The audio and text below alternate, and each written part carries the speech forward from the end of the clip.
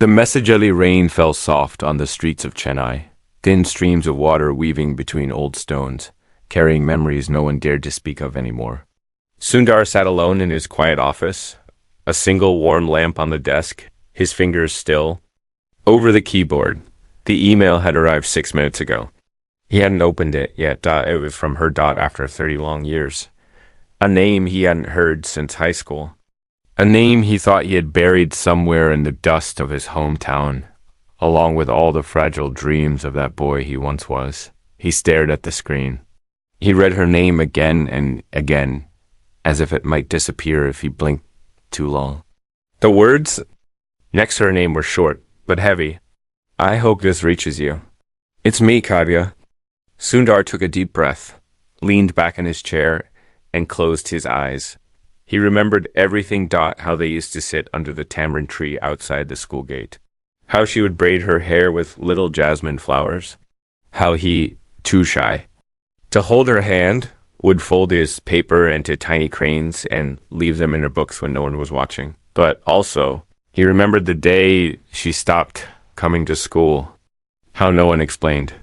How her father had yelled at him on the street, calling him names he still couldn't forget. How everyone said she had been sent far away, never to return. And now, 30 years later, her name glowed on his screen. He opened the email. Dear Sundar, I don't know if you remember me. I don't even know if this is still your email. I don't know where else to send this. I am sorry to disturb you. I only wanted to say something I should have said back then. If you have a moment, could you reply? Even one line would mean the world. That was all. No explanation. No question.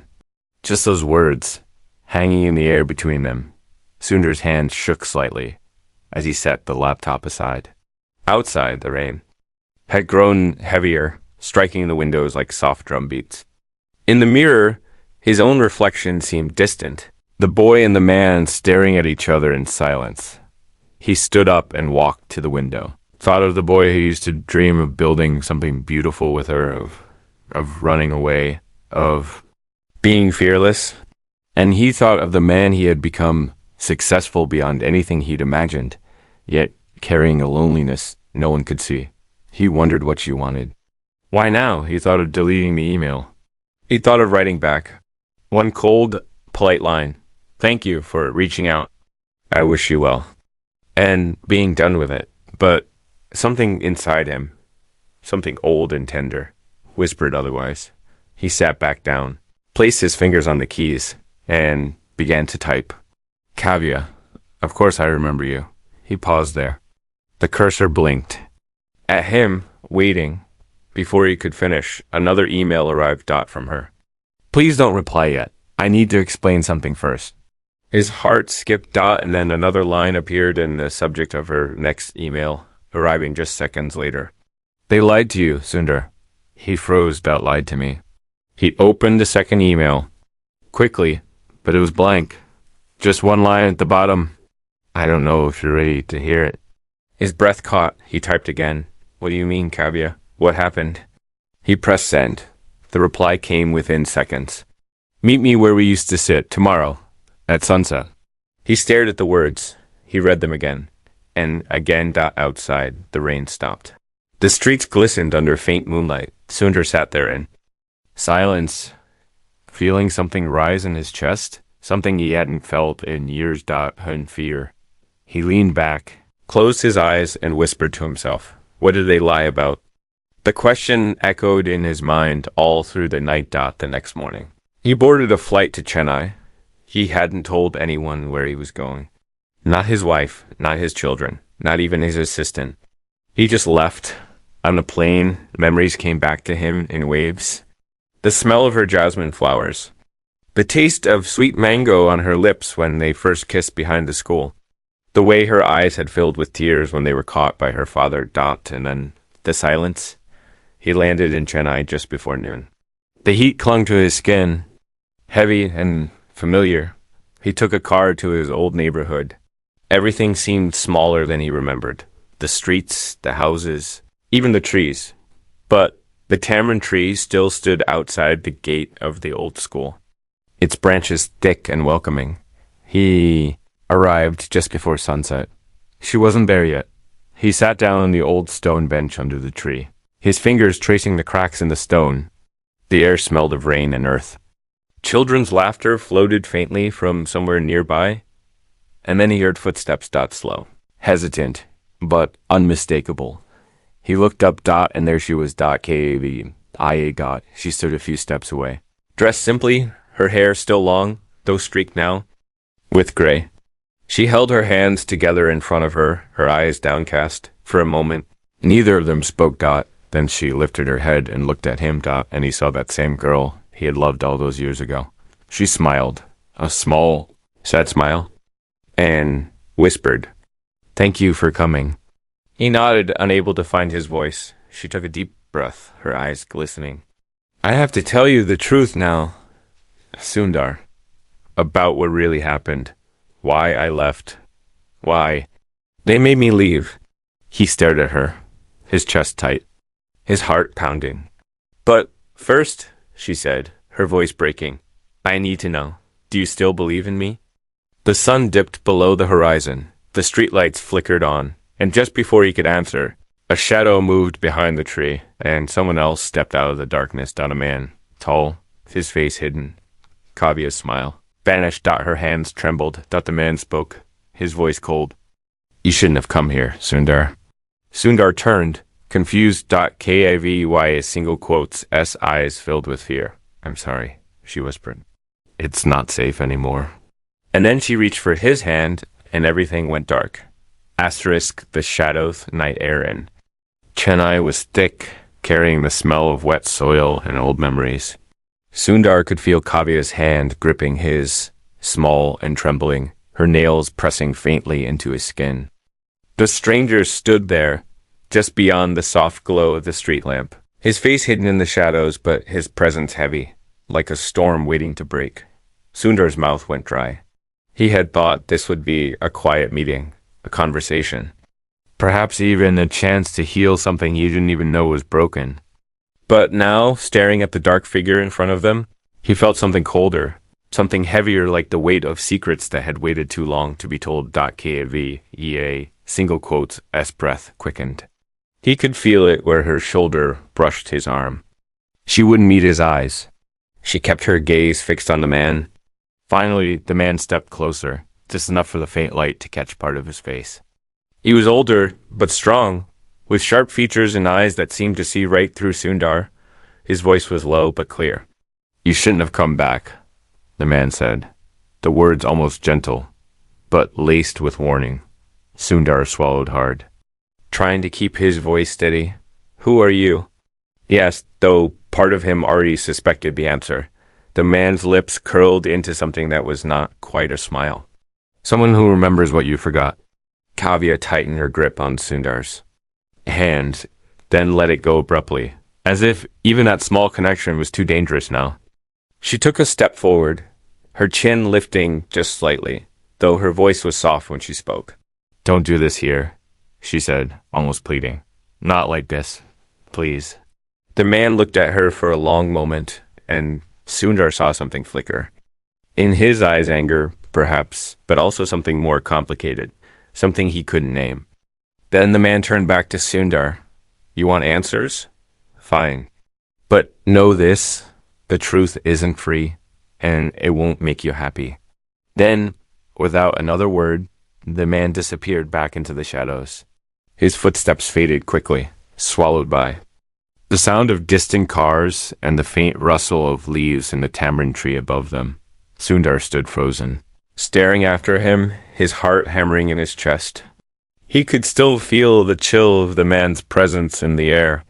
When he finally turned to Kavya, she was already sitting on the old stone bench, her head in her hands. He sat beside her, leaving a small space between them, unsure if she wanted him close.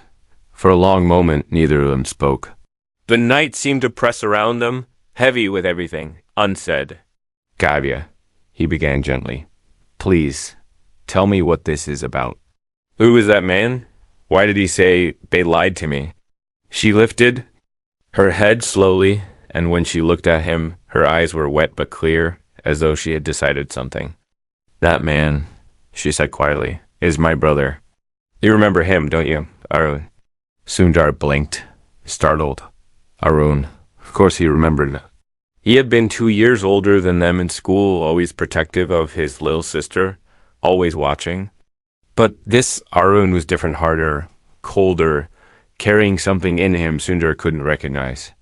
I thought he left too, Sundar murmured. Kavi while shook her head. No, he stayed. He stayed to make sure I didn't come back to you. Sundar felt a strange chill crawl up his spine. Why? What happened? Kavya. I don't understand. Kavya looked down at her hands, twisting her fingers together. The silence stretched between them, filled only by the soft hum of insects and the faint laughter of children somewhere far away. When she finally spoke, her voice was barely above a whisper. The day my father caught us under this tree, she said slowly, everything changed. You remember how angry he was. But what you didn't see was what happened after. He made me swear to leave, to cut all ties with you, he said. He said if I didn't, he would ruin you, your family. He told me things about your father's job, about debts, about things I didn't even know how to understand then. He said he had proof. That if I stayed, he'd make sure you never finished school, never went anywhere. He said you'd end up like him. Broken, her voice cracked. She paused, wiped her cheek quickly, and kept going. I didn't believe him at first, but then Arun, he showed me letters. Photographs. I don't know how much of it was real, but it was enough to scare me. Enough to make me believe that walking away was the only way to protect you. So, I left. I told you nothing. Because I thought, if you hated me, at least you'd be safe. Sundar sat in stunned silence, his mind racing. He remembered those days so vividly, how he had blamed himself for everything, how he thought he just wasn't good enough, how her sudden disappearance had almost broken him. And now she was saying she did it to protect him. Why didn't you? Tell me. He asked softly, though the answer already hung between them. She laughed bitterly, a sound that carried more pain than humor. Because I was 16. Because I was scared. Because your dreams were bigger than this little town. And I thought, if I was the one holding you back, then I didn't deserve to be in your story. Her words hit him like a weight in his chest. For a long moment, he just looked at her, seeing both the girl she was and the woman she had become. Kavya, he said quietly, you weren't holding me back. You were the reason I believed I could dream at all. She finally looked at him, then really looked at him, and for a second he saw that same spark in her eyes he had fallen in love with all those years ago. But then the sound of footsteps returned, faster this time, louder. Both of them turned. To see Arun walking back toward them, his jaw tight, his hands balled into fists. Enough, he barked. Get up, Kavya. You've said too much already. Sundar stood too, stepping slightly in front of her. Stop, he said, his voice low but steady. I want to hear everything. I have a right to know. Arun glared at him, then let out a bitter laugh. You still don't get it, do you? You think this is just about some teenage love story? You think Elias stopped back then? No, Sundar. They didn't. You've been living your whole life on a lie. And if you stay here, if you keep digging, you're going to wish you hadn't. Tell me, Sundar demanded, though his stomach twisted with dread. What lie? Arun took a step closer. His face inches from Sundar's now, his eyes burning. You think you got out of this place on your own?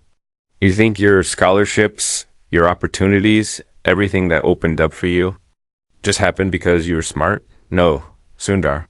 Someone made sure of it. Someone paid for your future, and it wasn't who you think. Sundar felt the world tilt slightly under his feet. What are you talking about? He asked, though his voice was faint now. Arun shook his head, almost pitying. You really want to know? Fine. Tomorrow. Meet me here again. But come alone. No questions. No excuses. Tomorrow I'll show you exactly who bought your future, and why. Before Sundar could reply, Arun turned on his heel and walked away, disappearing. Once again into the shadows, Kavya stood very still beside him, her face pale, her eyes shining with something between fear and sadness. She reached out and touched his sleeve lightly, then let her hand fall back to her side. I tried to protect you, she whispered almost to herself, but maybe I failed. Sundar looked at her, his mind swirling with questions, his chest tight with a kind of pain he hadn't felt in years. What did he mean? He asked. What does he know? Kavya didn't answer. She just shook her head and stepped back, her figure retreating into the darkness until she too was gone. Sundar stood alone under the tamarind tree, the night deepening around him. His heart was pounding, his mind racing, but more than anything he felt a strange sense of betrayal. A deep crack opening inside him where certainty used to be. He thought of everything. His journey from this dusty town to the highest offices. In the world, every step he had thought was his own.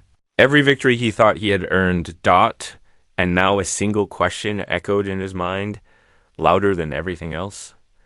Who paid for my future?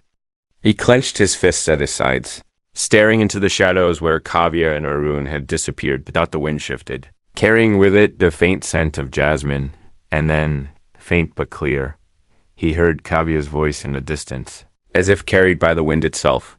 Tomorrow will change everything. Asterisk, the truth begins to show, night after meeting Kavya, and her brother stretched on endlessly. Sundar lay awake in his small hotel room, staring at the ceiling fan spinning above him. It made a faint ticking sound with each turn, and every time. He closed his eyes, he heard Arun's words again. Someone paid for your future, and it wasn't who you think. Each syllable clung to him like a thorn. He kept asking himself what Arun could possibly mean. Everything he had achieved, the scholarships, the admissions, the opportunities, he had believed those were his victories, earned through his own work, his own determination. But now, a shadow crept into every memory, whispering that perhaps he had been walking on a path built by someone else. He thought of Kavya's eyes, how they glimmered with sorrow and guilt. And he thought of the faint smell of jasmine that still seemed to hang in his senses. The sun rose slowly, casting a soft golden light over Chennai. Sundar dressed carefully, choosing simple clothes to blend in. He didn't call anyone. He didn't send a single message. As he left the hotel, he felt the weight of the day ahead pressing against his chest. The streets were already alive with vendors calling out their morning offers. Children running in neat uniforms, and old men sipping tea. In silence. It all felt achingly familiar, and yet foreign, like stepping into someone else's dream. He reached the tamarind tree just before sunset. The same stone bench waited for him, cool and worn by time. He sat down, folding his hands together, his eyes fixed on the shadows around him. The light faded slowly, and the tree's branches seemed to grow longer and darker as night fell. Then he heard footsteps, deliberate, heavier than Kavya's. Arun stepped out of the darkness. He wore the same sharp expression, his eyes narrow but steady. Without a word, he motioned for Sundar to follow. Sundar rose, his heart beating fast. But his steps sure. They walked in silence through narrow alleys, the walls on either side peeling with age, the air smelling faintly of spice and smoke. At last, they reached a heavy wooden door tucked between two shuttered shops. Arun pushed it open and gestured for Sundar to enter. The room inside was small and dim, lit only by a single bulb hanging from a frayed wire. The air was cool, thick with the scent of old paper and dust. Piles of boxes lined the walls, and the corner stood a battered metal filing cabinet. Arun closed the door behind them and leaned against it. Everything you've been told, he began, his voice low, is only half the story. Our father and your father were not the men you thought they were. Sundar frowned. What are you talking about? Arun crossed the room, opened the filing cabinet, and pulled out a thick envelope. He dropped it on the table in front of Sundar with a dull thud. Open it, he said with steady hands. Sundar untied the string and pulled out a stack of papers. The first was a letter, written neat, careful handwriting. As he read it, his stomach knotted tighter with each line. Dear Sundar, it began. If you're reading this, then the truth has finally come for you. I hope you understand why we did what we did. Your father came to me desperate. He couldn't afford your education, and he knew you had potential far greater than what this town could offer. But he couldn't stomach asking directly, so he struck a deal with me. I paid for your school, your coaching, everything. In return, he agreed to help me with my business. No questions asked. We kept you in the dark because we wanted you to believe you earned it on your own. But now you deserve to know. Nothing comes without a price. Remember that. Sundar stared at the words until they blurred before his eyes. His hands shook as he put the letter down. What is this? He asked, his voice hollow. Arun's expression was hard but not unkind. It's the truth. My father funded you. Every scholarship, every connection, it all came from him. And in return, your father helped him move things that weren't exactly legal. The words hung heavy in the air. Sundar felt the walls of the small room closing in around him. All his life, he had believed in the purity of his struggle, the nobility of his climb. He thought of the nights he'd spent studying by candlelight, the tears he'd swallowed when he failed and kept going anyway. And now he was being told that behind all of it, there was a bargain he never knew about. Why are you telling me this now? Sundar asked finally, though his voice cracked. Arun looked away for the first time, his jaw tightening. Because my father is dying, and he wants to see you. He says he has something else to give you. And he says, if you refuse everything you've built could come crashing down. Sundar felt a chill run through him. Why should I believe you? He whispered. Arun turned back to him, his eyes fierce now. Because you already know it's true. You felt it, didn't you? All those doors that opened for you. Too easily sometimes. Too perfectly. And because Kavya still believes in you, even after everything. She begged me not to tell you. But I couldn't let you live the rest of your life on a lie. The room fell silent. Sundar stared at the envelope. The words on the letter seared into his mind. Finally, Arun spoke again, softer now. Come tomorrow, same time. I'll take you down. After that, it's your choice what to do. But if you don't come, he'll send someone else, and they won't be so gentle. Sundar swallowed hard, his throat dry. What does he want from me? Arun's eyes darkened. He'll find out soon enough. He picked up the envelope, pressed it into Sundar's hands, and opened. The door. Go, he said. Get some sleep. Tomorrow you'll finally understand everything. Sundar stepped out into the cool night air, the sound of the door closing behind him echoing like a final judgment. He walked aimlessly through the quiet streets, the weight of the envelope in his hands like a stone. Every step brought more questions. What did the old man want? Why did Kavya still care after all these years? And could he ever look at himself the same way again, knowing that his dreams had been bought by someone else's money, someone else's sins? The moon hung low over the city, casting long, strange shadows. When he finally reached his hotel, he sat by the window and opened the envelope again, reading the letter over and over until the words seemed to lose meaning, and just as his eyelids began to grow heavy, his phone vibrated on the table. A message. No name attached, just a number he didn't recognize. Don't trust Arun. Don't meet them tomorrow. They're lying to you again? Sundar stared at the screen, his pulse quickening. Before he could reply, another message arrived. If you want the real truth, come to the old railway station at dawn. Come alone. He set the phone down slowly, his mind spinning. He thought of Kavya's face, the sorrow in her eyes, the fear in her voice. He thought of Arun's anger, his bitterness, his warnings. And now, a third voice, another secret, another choice. He sat there in the silence, feeling the weight of 30 years pressed down on him. Who do I believe? He whispered to himself. Outside, the faint call of a train whistle drifted through the air, as though calling him toward something inevitable. And in the distance, faint and fleeting, he thought he saw a figure watching him. From the shadows, when he blinked, it was gone, but the feeling remained. Tomorrow, everything would change, and he didn't know yet if he was ready. Asterisk the railway station. Hours before dawn passed slowly, heavy and restless, as if the night itself was reluctant to let go. Sundar sat by the window of his small hotel room, staring out at the dark street below.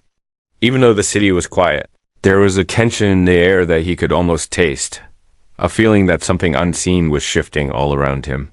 He had not slept.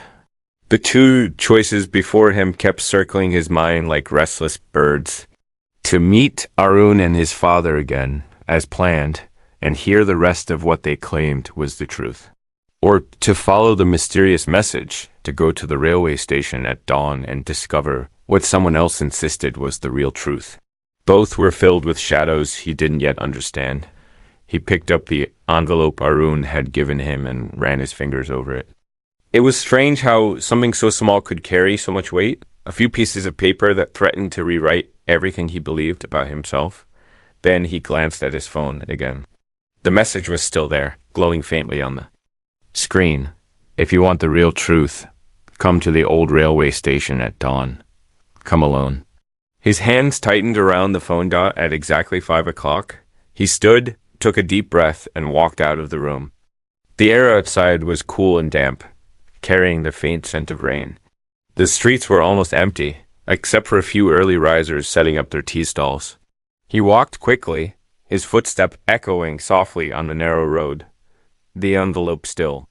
Tucked under his arm dot, he reached the railway station just as the first pale light of dawn began to streak the sky.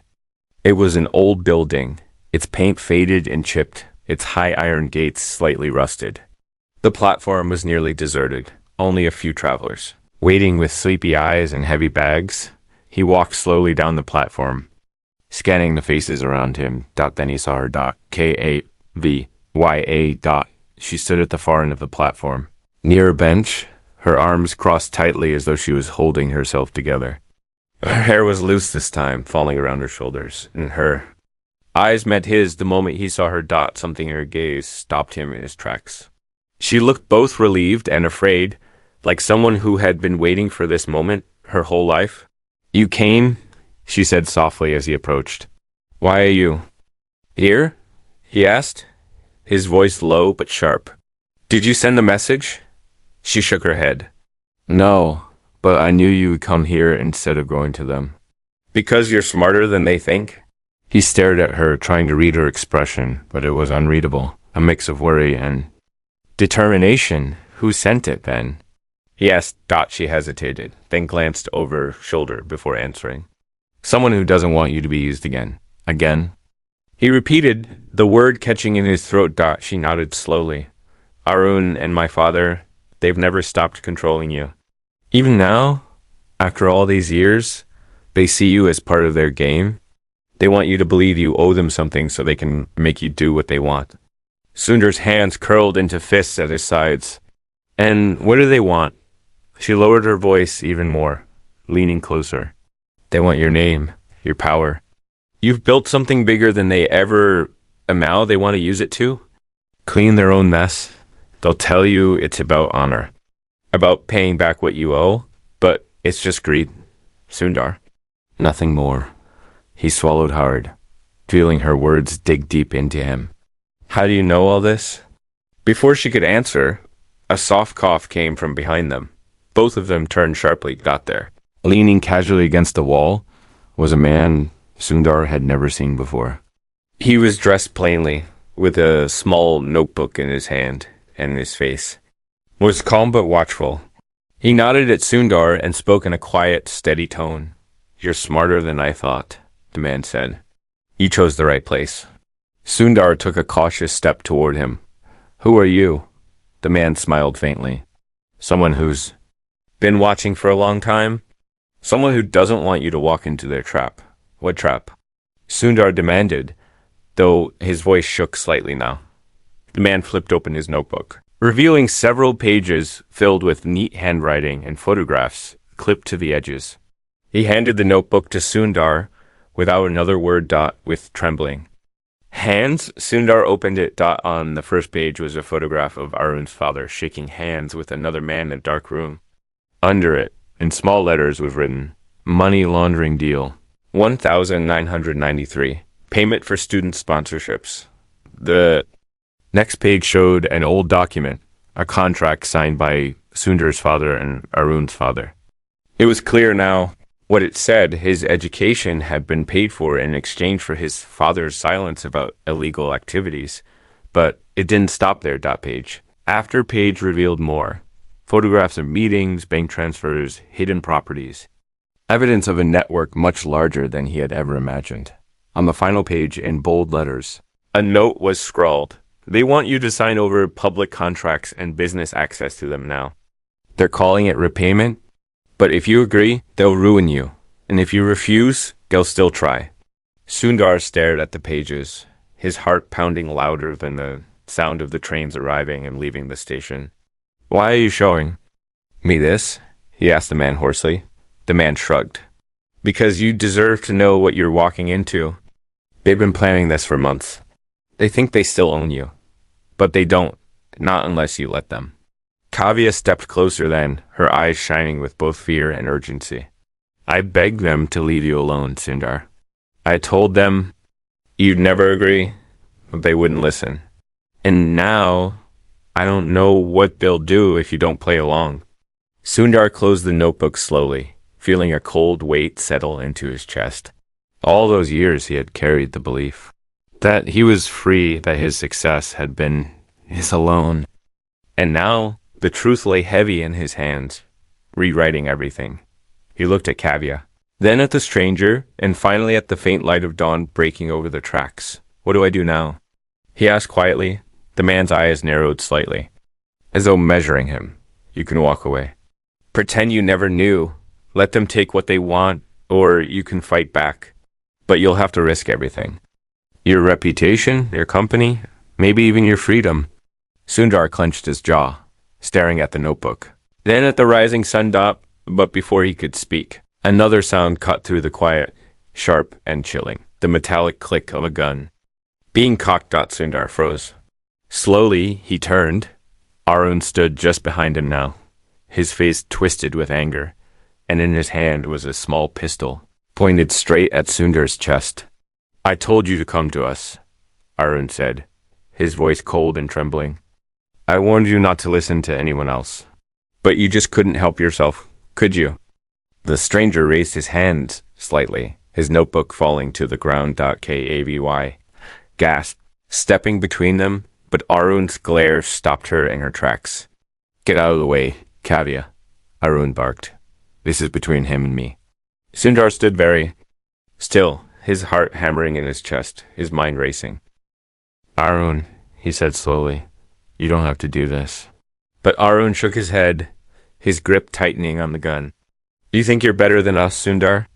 You think you can just walk away after everything we gave you? You think you can betray my family and not pay for it? Sundar took a deep breath, his eyes fixed on Arun's.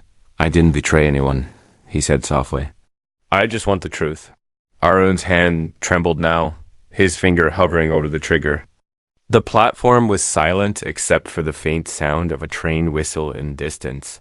Growing louder. Then, without warning, the stranger lunged forward, knocking the gun aside just as it fired.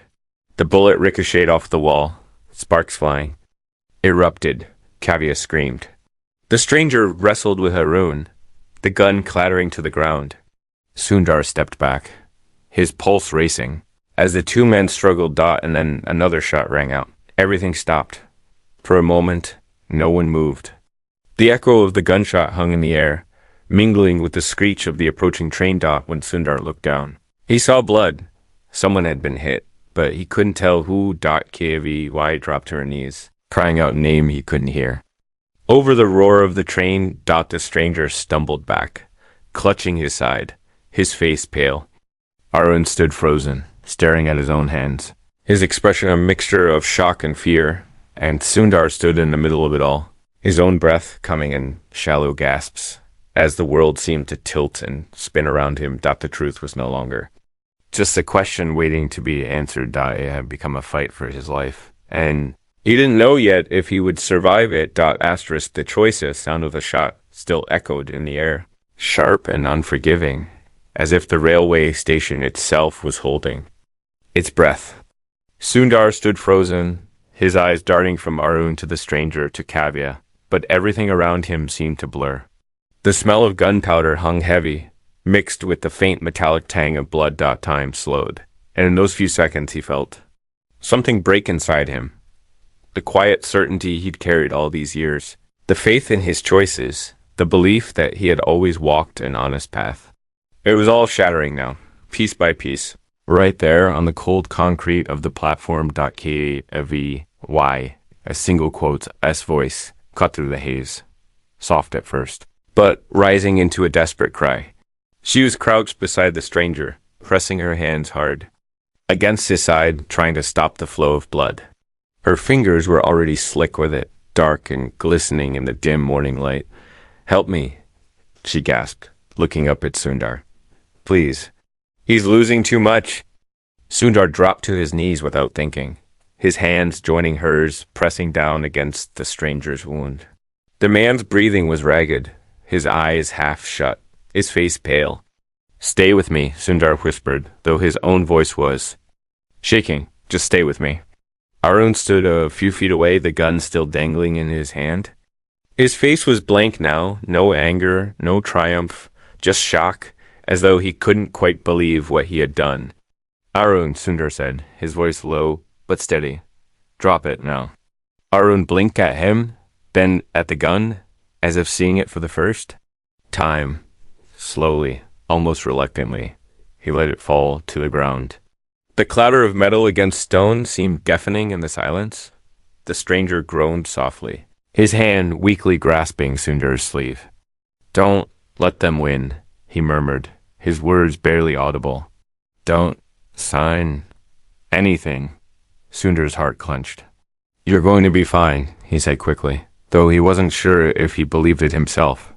"Just hold on." The sound of the approaching train grew louder now, the screech of wheels against tracks echoing all around them. Sundar looked up and saw a small crowd beginning to gather at the far end of the platform, whispers spreading like wildfire. Kavya's eyes met his then, and in that single look, he saw everything. The weight of her guilt, the depth of her fear, and something else too, something fierce and unspoken, like a plea he could almost hear in his chest. "This ends now," she said softly, though her voice trembled. "You can't let them pull you any deeper." Sundar glanced at Arun, who had sunk to the ground, his back against the wall, his hands covering his face. He looked smaller now, broken. Somehow, and Sundar felt a pang of something unexpected. Pity, or just sadness at how far they had all fallen. The train screeched to a halt behind them, doors hissing open. "We have to move him," Sundar said quickly, nodding toward the stranger. "We can't stay here." With Kavya's help, he lifted the man slowly to his feet. The stranger winced but managed to stand, leaning heavily on Sundar's shoulder. His breath was shallow but still there. They led him onto the train, finding a quiet corner near the back. Sundar eased him onto a bench, then sat opposite him, his eyes fixed on the man's face. "Who are you really?" Sundar asked quietly, "And why are you helping me?" The stranger coughed weakly, a trace of a grim smile on his lips. "Because I was like you once. Thought I could outrun them. Thought I was free. But I wasn't." He paused, closing his eyes briefly before continuing. "They own people, Sundar. Not just here. Everywhere. Politicians. Businessmen. Even police. You became their prize story. The one they could point to and say, 'Look what we created.' But you were never really theirs. You still have a choice." Sundar felt a cold weight settle in his stomach. "What choice?" he asked the stranger. Opened his eyes again, his gaze sharp despite the pain. "You can walk away now. Leave all this. They'll smear your name. They'll destroy your reputation. But you'll be free. Or you can do what they want. Sign their contracts. Lend them your name. And spend the rest of your life as their puppet." His words sank into Sundar like stones into water, each one dragging him deeper into himself. thought of his parents, of all the sacrifices he believed they had made for him. He thought of the nights he spent studying, believing he was building something pure. He thought of his own children, who looked up to him as a man who had earned his place in the world. And now, here he was, faced with a choice he never saw coming. Kavya reached across the table, Ben, her hand covering his. Her touch was light, but steady. You don't owe them anything, she said softly.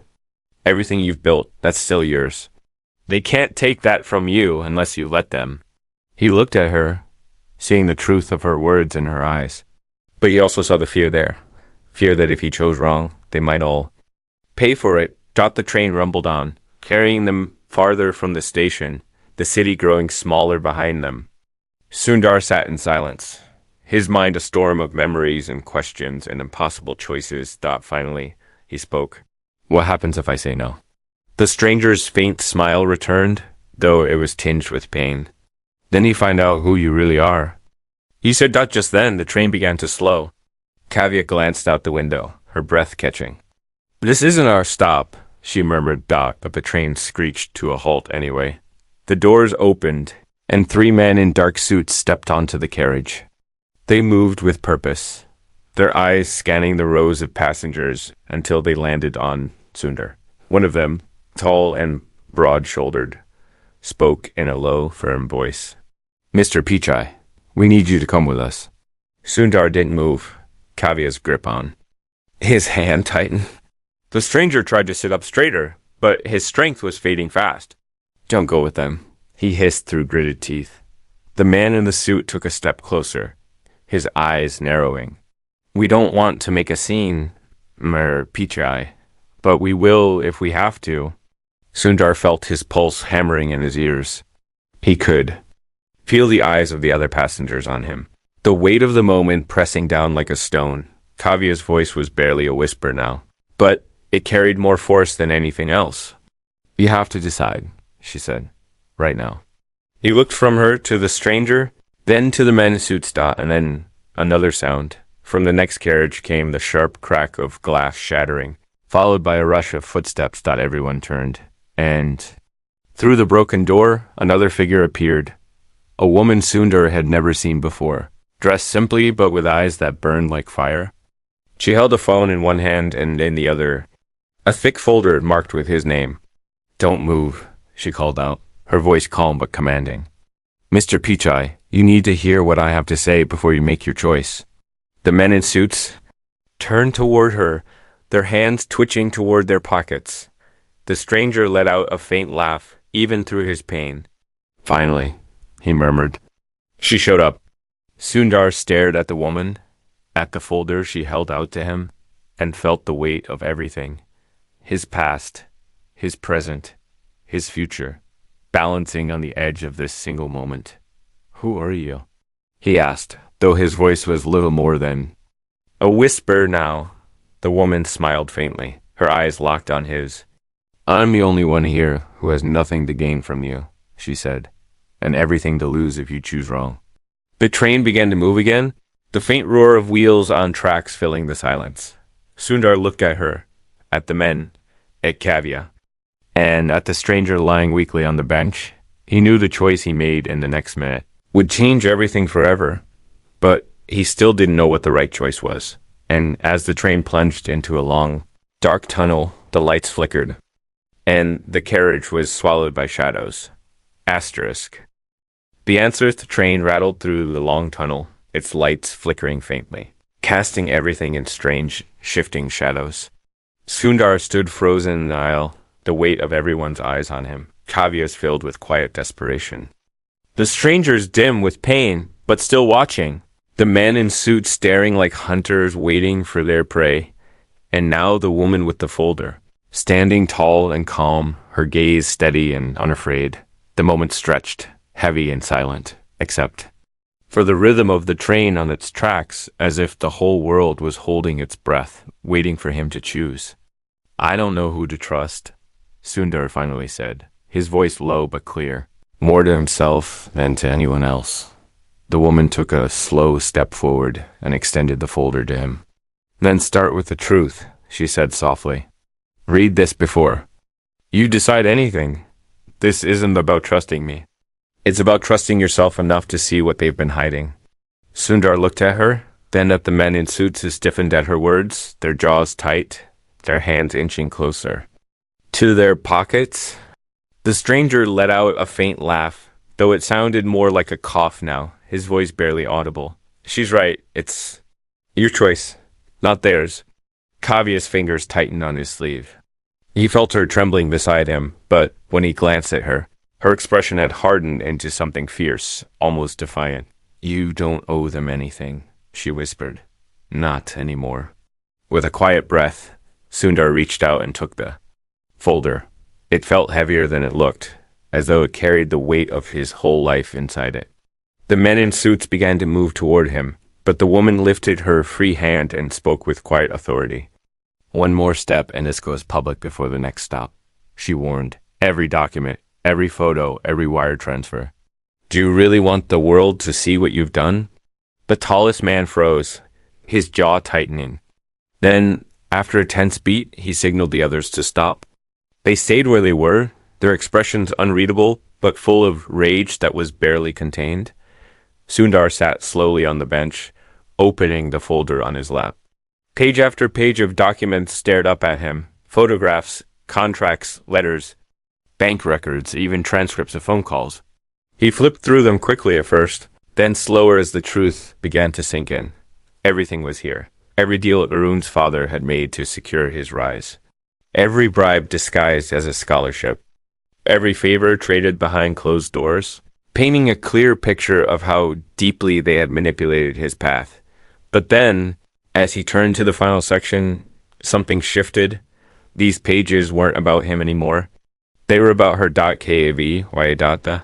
Photos showed her visiting hospitals, paying school fees for poor children, setting up shelters under a false name.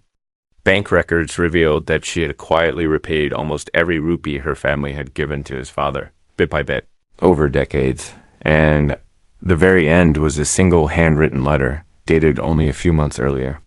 Dear Sundar, it read, You ever see this? It means you finally know everything. I only ask that you don't carry this as shame. Everything you achieved, you still earned.